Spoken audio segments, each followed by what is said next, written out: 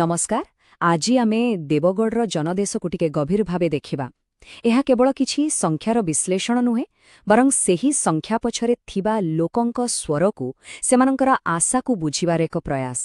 କାରଣ ଗୋଟିଏ ନିର୍ବାଚନୀ ଜନାଦେଶ କେମିତି ପ୍ରକୃତିରେ ଶାସନରେ ପରିଣତ ହୁଏ, ସେଇଟା ଜାଣିବା ହିଁ ଆମର ମୂଳ ଲକ୍ଷ୍ୟ। ଦେଖନ୍ତୁ, ରାଜନୀତିରେ ଗୋଟେ ମୂଳ କଥା ଅଛି। ଭିଡ଼ କିଣାଯାଇପାରେ, କୋଲାହଳ ବି ଭଡ଼ାରେ ମିଳିପାରେ, କିନ୍ତୁ ପ୍ରକୃତ ବିଜୟ ପାଇଁ ଲୋକଙ୍କ ବିଶ୍ୱାସ ଜିତିବାକୁ ପଡ଼େ। ଅସଲ ରାଜନୈତିକ ଶକ୍ତି ଏହି ବିଶ୍ୱାସରୁ ହିଁ ଆସେ, ଆଉ ଆଜି ଆମେ ଦେବଗଡ଼ର ଫଳାଫଳକୁ ଏହି ବିଶ୍ୱାସର ମାପକାଠିରେ ହିଁ ପରଖିବା। କୌଣସି ବିଶ୍ଳେଷଣ ଆରମ୍ଭ କରିବା ପୂର୍ବରୁ ଚାଲନ୍ତୁ ପ୍ରଥମେ ସେହି ମାଟିକୁ ଯିବା ଯେଉଁଠି ଲୋକମାନେ ରହନ୍ତି। ଦେବଗଡ଼ର ମାଟିର ସ୍ପନ୍ଦନକୁ ଅନୁଭବ କରିବା ଆଉ ସେଠାକାର ଲୋକଙ୍କର ଦୈନନ୍ଦିନ ଜୀବନର ସଂଘର୍ଷକୁ ବୁଝିବା। ଦେବଗଡ଼ ଏଇଟା ମୁଖ୍ୟତଃ ଚାଷୀ ଆଉ ବଣରେ ରହୁଥିବା ଲୋକଙ୍କର ଜାଗା। ଏଠି ଲୋକଙ୍କର ଜୀବନ ଋତୁ ସାଙ୍ଗରେ, ଫସଲ ସାଙ୍ଗରେ ଆଉ ବ୍ରାହ୍ମଣୀ ନଦୀର ସୁଅ ସାଙ୍ଗରେ ବନ୍ଧା। ତେଣୁ ଏଠିକାର ରାଜନୀତି କୌଣସି ବଡ଼ ବଡ଼ କଥା ଉପରେ ନୁହେଁ, ବରଂ ଜୀବନର ଏହିସବୁ ମୂଳ ଆବଶ୍ୟକତା ଉପରେ ହିଁ ଚାଲେ। ତ ଏଠି ରହନ୍ତି କିଏ? ବେଶୀଭାଗ ତ ଗାଁ ଗହଳିର ଚାଷୀ ଆଉ ଆଦିବାସୀ ଭାଇ ଭଉଣୀ। ସାଧାରଣ ଆଉ ଓବିସି ବର୍ଗର ଲୋକସଂଖ୍ୟାରେ ଅଧିକ, ହେଲେ ଅନୁସୂଚିତ ଜାତି ଆଉ ଜନଜାତିର ବି ଏକ ବଡ଼ ଜନସଂଖ୍ୟା ଏଠାରେ ଅଛି। ଆଉ ସେମାନଙ୍କର ଚିନ୍ତା ବହୁତ ସରଳ ଓ ମୌଳିକ, ପ୍ରତିଦିନର ବଞ୍ଚିବା ଆଉ ସମ୍ମାନର ସହିତ ବଞ୍ଚିବା। ତାହେଲେ ଭୋଟରଙ୍କ ମନରେ ପ୍ରକୃତରେ ଚାଲିଥିଲା କ'ଣ? ସେମାନେ ଖୋଜୁଥିଲେ ପିଇବା ପାଇଁ ପାଇପ୍ ପାଣି ଆଉ ଚାଷ ପାଇଁ ଜଳସେଚନ। ସେମାନେ ଚାହୁଁଥିଲେ ପାଖରେ ଗୋଟେ ଭଲ ଡାକ୍ତରଖାନା, ପିଲାଙ୍କ ପାଇଁ ଭଲ ସ୍କୁଲ, ଚାଷୀଙ୍କ ପାଇଁ ସହାୟତା ଆଉ ଫସଲର ଠିକ୍ ଦାମ। ଆଉ ହଁ, ଗାଁକୁ ଭଲ ରାସ୍ତା ଆଉ ବିଜୁଳି। ଏଗୁଡ଼ାକ ଖାଲି ନିର୍ବାଚନୀ ପ୍ରସଙ୍ଗ ନୁହେଁ, ଏଗୁଡ଼ାକ ତାଙ୍କ ଜୀବନର ପ୍ରତିଦିନର ବାସ୍ତବତା। ଆଚ୍ଛା, ତ ଏଇ ଯେଉଁ ସବୁ କଥା ଆମେ କହିଲେ, ଏଇଟା ନମ୍ବରରେ କେମିତି ଦେଖାଗଲା? ଚାଲନ୍ତୁ ଏବେ ସେଇଟା ଦେଖିବା। କାରଣ ଲୋକଙ୍କ କାହାଣୀର ପ୍ରଥମ ଅଧ୍ୟାୟ ଏଇ ନମ୍ବର ଭିତରେ ହିଁ ଥାଏ। 2024ରେ ଦେବଗଡ଼ର ଲୋକେ କ'ଣ କହିଲେ, ଆସନ୍ତୁ ସଂଖ୍ୟା ମାଧ୍ୟମରେ ବୁଝିବା। 78.61%। ଏଇଟା ଥିଲା ଭୋଟ ଦେବାର ହାର। ଭାବିଲେ ଟିକେ, ଏତେ ବଡ଼ ସଂଖ୍ୟାରେ ଲୋକ ଭୋଟ ଦେବାକୁ ଆସିଲେ। ଏଇଟା ଦେଖାଉଛି ଯେ ସେମାନେ କେତେ ସଚେତନ ଥିଲେ ଆଉ ନିଜ କଥା କହିବାକୁ ଚାହୁଁଥିଲେ। ଆଉ ଗୋଟେ ନମ୍ବର 15,792। ଏଇଟା ହେଉଛି ଜିତିବା ଆଉ ହାରିବା ଭିତରେ ଥିବା ଫରକ। ଏହି ସଂଖ୍ୟା କେବଳ ଏକ ଆକଳନ ନୁହେଁ, ଏହା ଏକ ବାର୍ତ୍ତା। ଏହା ଦେଖାଉଛି ଯେ ଜନାଦେଶ କେତେ ସୂକ୍ଷ୍ମ ଥିଲା। ଏବେ ଏହି ସାରଣୀକୁ ଦେଖନ୍ତୁ। ବିଜେଡିକୁ ମିଳିଲା ପାଖାପାଖି 45% ଭୋଟ, ଆଉ ବିଜେପିକୁ 37%। ତଫାତ୍ ମାତ୍ର 7.99%, ମାନେ 8%ରୁ ବି କମ୍। ଏଟା କୌଣସି ବଡ଼ ବିଜୟ ନୁହେଁ। ଏହା ଏକ ସର୍ତ୍ତମୂଳକ ସମର୍ଥନ, ଯାହା ସାଙ୍ଗରେ ଏକ ବଡ଼ ଦାୟିତ୍ୱ ବି ଆସିଛି। ତେବେ ଏକ ସୁରକ୍ଷିତ ଜନାଦେଶ ପାଇଁ ରାସ୍ତା କ'ଣ? ଏହି 45%କୁ ଗୋଟେ ମଜବୁତ ସ୍ଥିତିକୁ ଆଣିବାକୁ ହେଲେ ଆହୁରି 5-10% ଭୋଟ ଏପଟ ସେପଟ ହେବା ଦରକାର। କିନ୍ତୁ ଏହାର ଅସଲ ସମାଧାନ କ'ଣ ଖାଲି ନିର୍ବାଚନୀ ହିସାବ କିତାବରେ ଅଛି? ନା, ଏହାର ଅସଲ ଚାବିକାଠି ରହିଛି ଭଲ ଶାସନରେ। ହଉ, ତ ଏତେ କମ୍ ମାର୍ଜିନରେ ଜିତିବାର କାରଣଟା କ'ଣ? ଆମେ ଏଠି କୌଣସି ବ୍ୟକ୍ତିବିଶେଷଙ୍କ କଥା କହିବାନି। ଆମେ ଦୋଷ ଖୋଜୁଣୁ, ଆମେ ସିଷ୍ଟମକୁ ବୁଝିବାକୁ ଚେଷ୍ଟା କରୁଛୁ ଯୋଉଥିପାଇଁ ଏମିତି ହେଲା। ମନେ ପକାନ୍ତୁ ସେହି ଶେଷ ମୁହୂର୍ତ୍ତର କଥା। ଅରୁନ୍ଧତୀ ଦେବୀଙ୍କୁ ନେଇ ଯେତେବେଳେ ପ୍ରାର୍ଥୀ ବଦଳାଗଲା, ସେଇଟା ଦଳ ଭିତରେ ଥିବା ଫାଟକୁ ପଦାରେ ପକାଇଦେଲା ଆଉ ସମର୍ଥକଙ୍କ ଭିତରେ ଏକ ଦ୍ୱନ୍ଦ୍ୱ ସୃଷ୍ଟି କଲା। ବିରୋଧୀ ଦଳ ଏହାର ପୂରା ଫାଇଦା ଉଠାଇ ସ୍ଥାନୀୟ ସମସ୍ୟା ଉପରେ ଅଧିକ ଜୋର ଦେଲା। ଏଇ ତୁଳନାକୁ ଦେଖିଲେ କଥାଟା ଆହୁରି ସ୍ପଷ୍ଟ ହୋଇଯିବ। ଗୋଟେ ପଟେ ଦଳର ବଡ଼ ଶକ୍ତି ଥିଲା ନବୀନ ପଟ୍ଟନାୟକଙ୍କ ନେତୃତ୍ୱ ଆଉ କାଳିଆ ଭଳି ଯୋଜନା, କିନ୍ତୁ ଅନ୍ୟପଟେ ଦୁର୍ବଳତା ବି କମ୍ ନଥିଲା। ପ୍ରାର୍ଥୀଙ୍କ ଭିତରେ ଟଣାଓଟରା, ସ୍ଥାନୀୟ କ୍ୟାଡରଙ୍କ ମଧ୍ୟରେ ଟିକେ ଶିଥିଳତା ଆଉ ବୁଥ୍ ସ୍ତରରେ ସଂଗଠନର ଅଭାବ।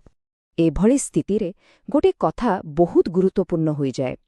ସାଧାରଣ ଲୋକଙ୍କ ସାମ୍ନାରେ କିଛି କହିବା ବେଳେ ଏକ ବଡ଼ ଦାୟିତ୍ୱବୋଧ ରହିବା ଦରକାର। କଥାଟା ସତ ହେବା ସହ ଲୋକଙ୍କ ଭିତରେ ଭୁଲ ବୁଝାମଣା ବଦଳରେ ଏକତା ଆଣିବା ଉଚିତ। ଏଇଟା ହିଁ ପ୍ରତ୍ୟେକ ନାଗରିକଙ୍କ ସମ୍ମାନ ରକ୍ଷା କରିବାର ମୂଳ ଦୁଆ, ଆମ ସମ୍ବିଧାନର ଏକ ମୂଳ ମୂଲ୍ୟବୋଧ। ବର୍ତ୍ତମାନକୁ ଭଲ ଭାବେ ବୁଝିବାକୁ ହେଲେ ଅତୀତର ପୃଷ୍ଠା ଓଲଟେବାକୁ ପଡ଼ିବ। ଆଉ ଦେବଗଡ଼ର ଇତିହାସ ଦେଖାଇ ଦେଇଛି ଯେ ଏଠିକାର ଭୋଟର ସ୍ଥିର ନୁହନ୍ତି, ସେମାନେ ସବୁବେଳେ ପରିବର୍ତ୍ତନ ପାଇଁ ପ୍ରସ୍ତୁତ। ଏହି ଧାରାକୁ ଟିକେ ଦେଖନ୍ତୁ। 2009ରେ ବିଜେଡି ଜିତିଲା। ହଠାତ୍ 2014ରେ ବିଜେପିର ଭୋଟ 53.9% ଉପରକୁ ଚାଲିଗଲା। 2019ରେ ବି ବିଜେପି ଜିତିଲା, ହେଲେ ମାର୍ଜିନ୍ କମିଗଲା। ଆଉ ଏବେ 2024ରେ ବିଜେଡି ପୁଣି ଥରେ 45% ଭୋଟ ସହିତ ଫେରିଛି। ଏଥିରୁ ସ୍ପଷ୍ଟ ଜଣାପଡ଼ୁଛି ଯେ ଏଠାରେ ଭୋଟ୍ସ ବାରମ୍ବାର ଏପଟ ସେପଟ ହୁଏ। ତ ଏଥିରୁ କ'ଣ ଜଣାପଡ଼ୁଛି? ଦେବଗଡ଼ର ଭୋଟର କୌଣସି ଗୋଟିଏ ଦଳର ପତାକା ତଳେ ବନ୍ଧା ନୁହନ୍ତି। ସେମାନେ କାମ ଦେଖନ୍ତି, ତାପରେ ନିଷ୍ପତ୍ତି ନିଅନ୍ତି।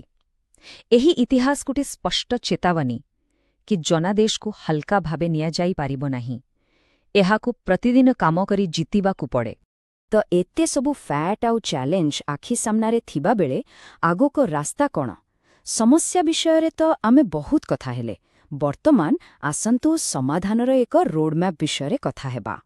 ଏହି ସମସ୍ୟାର ସମାଧାନ ପାଇଁ ଆମେ ଏକ 4 ସ୍ତମ୍ଭ ବିଶିଷ୍ଟ ରଣନୀତିର ପ୍ରସ୍ତାବ ଦେଉଛୁ, ଯାହାକୁ ଆମେ କହୁଛୁ ଚତୁର୍ମୁଖ ଡକ୍ଟ୍ରିନ୍। ଏହାର ଲକ୍ଷ୍ୟ ହେଲା ଏହି ଦୁର୍ବଳ ଜନାଦେଶକୁ ଏକ ମଜବୁତ ଶାସନର ମୂଳଦୁଆରେ ପରିଣତ କରିବା। ଏହି 4 ସ୍ତମ୍ଭ କ'ଣ କ'ଣ? ପ୍ରଥମତଃ, ଏକ ସ୍ପଷ୍ଟ ନିର୍ବାଚନୀ ରଣନୀତି, ଆଗାମୀ 5 ବର୍ଷର କାମ ଉପରେ ଫୋକସ୍। ଦ୍ୱିତୀୟରେ, ସାଂଗଠନିକ, ଦଳ ଭିତରେ ଥିବା ମତଭେଦକୁ ଦୂର କରି ନୂଆ କାର୍ଯ୍ୟକର୍ତ୍ତା ତିଆରି କରିବା। ତୃତୀୟରେ, କାହାଣୀ, ଶାସନର କାମକୁ ସରଳ ଭାଷାରେ ସ୍ଥାନୀୟ ଲୋକଙ୍କ ଜରିଆରେ କହିବା। ଆଉ ଶେଷରେ, ସମ୍ବଳ, ଠିକ୍ ଜାଗାରେ ଠିକ୍ ଶକ୍ତି ଓ ସମ୍ବଳ ଲଗାଇବା। ଆଉ ଗୋଟେ ବହୁତ ଜରୁରୀ କଥା, ଏହି ସବୁ କାମ କରିବାବେଳେ, ଲୋକଙ୍କ ସହ କଥା ହେବାବେଳେ ସେମାନଙ୍କର ଗୋପନୀୟତା ଏବଂ ସେମାନଙ୍କର ସମ୍ମତିକୁ ସବୁବେଳେ ସମ୍ମାନ ଦେବାକୁ ପଡ଼ିବ। ଭାରତର ଆଇନ ଅନୁସାରେ ଏହା ଆବଶ୍ୟକ, କିନ୍ତୁ ତାଠୁ ବଡ଼ କଥା ହେଲା ଏହା ହିଁ ବିଶ୍ୱାସ ଗଢ଼ିବାର ପ୍ରଥମ ପାହାଚ। ଶେଷରେ ସବୁକିଛିର ମୂଳ ଲକ୍ଷ୍ୟ ହେଉଛି ଲୋକଙ୍କର ସେହି ପ୍ରମୁଖ ସମସ୍ୟାଗୁଡ଼ିକର ସମାଧାନ କରିବା। ଦେଖନ୍ତୁ, ପିଇବା ପାଣି ଆଉ ସ୍ୱାସ୍ଥ୍ୟସେବା ସବୁଠୁ ଉପରେ ଅଛି। ଭଲ ଶାସନ ମାନେ ଲୋକଙ୍କୁ ଦିଆଯାଇଥିବା କଥା ରଖିବା। ଏହି ଚତୁର୍ମୁଖ ଡକ୍ଟ୍ରିନ୍ର ପ୍ରତିଟି ଅଂଶ ଏହି ସମସ୍ୟାଗୁଡ଼ିକର ସମାଧାନ ପାଇଁ ହିଁ ତିଆରି। ତେଣୁ ଏହି ନିର୍ବାଚନ ଫଳାଫଳକୁ ଏକ ଯାତ୍ରାର ଶେଷ ବୋଲି ଭାବିବା ଠିକ୍ ନୁହେଁ। ବରଂ ଏହା ପ୍ରକୃତ କାମ ଆରମ୍ଭ କରିବାର ଏକ ସୁଯୋଗ, ଏକ ବଡ଼ ଦାୟିତ୍ୱ। ଗୋଟିଏ କଥା ମନେ ରଖିବାକୁ ହେବ, କମ୍ ଭୋଟରେ ଜିତିବା ମାନେ ଲୋକମାନେ ସର୍ତ୍ତମୂଳକ ଭାବେ ସମର୍ଥନ ଦେଇଛନ୍ତି। ସେମାନେ କହୁଛନ୍ତି, ଆମେ ତୁମକୁ ଗୋଟେ ସୁଯୋଗ ଦେଲୁ, ଏବେ କାମ କରି ଦେଖାଅ ଯେ ତୁମେ ଏହାର ଯୋଗ୍ୟ। କାରଣ ଦେବଗଡ଼ର ତଥ୍ୟ ଦେଖାଉଛି, ଯଦି କଥା ଅନୁସାରେ କାମ ନ ହୁଏ, ତେବେ ଲୋକମାନେ ବଦଳାଇବାକୁ ପଛାନ୍ତି ନାହିଁ। ତେଣୁ ଆଗାମୀ ଦିନର ଲକ୍ଷ୍ୟ ରାଜନୀତିଠାରୁ ବହୁତ ବଡ଼ ହେବା ଦରକାର। ଲକ୍ଷ୍ୟ ହେଉଛି ପ୍ରତ୍ୟେକ ଲୋକର ମୌଳିକ ଆବଶ୍ୟକତା ପୂରଣ କରିବା, ଯୁବକମାନଙ୍କ ପାଇଁ ଏକ ଭବିଷ୍ୟତ ତିଆରି କରିବା, ଆଉ ଚାଷୀମାନଙ୍କୁ ସୁରକ୍ଷା ଦେବା। ପ୍ରକୃତ ଲକ୍ଷ୍ୟ ହେଉଛି ମଣିଷର ସମ୍ମାନ ଆଉ ସମସ୍ତଙ୍କ ପାଇଁ ଏକ ଭଲ ଜୀବନ।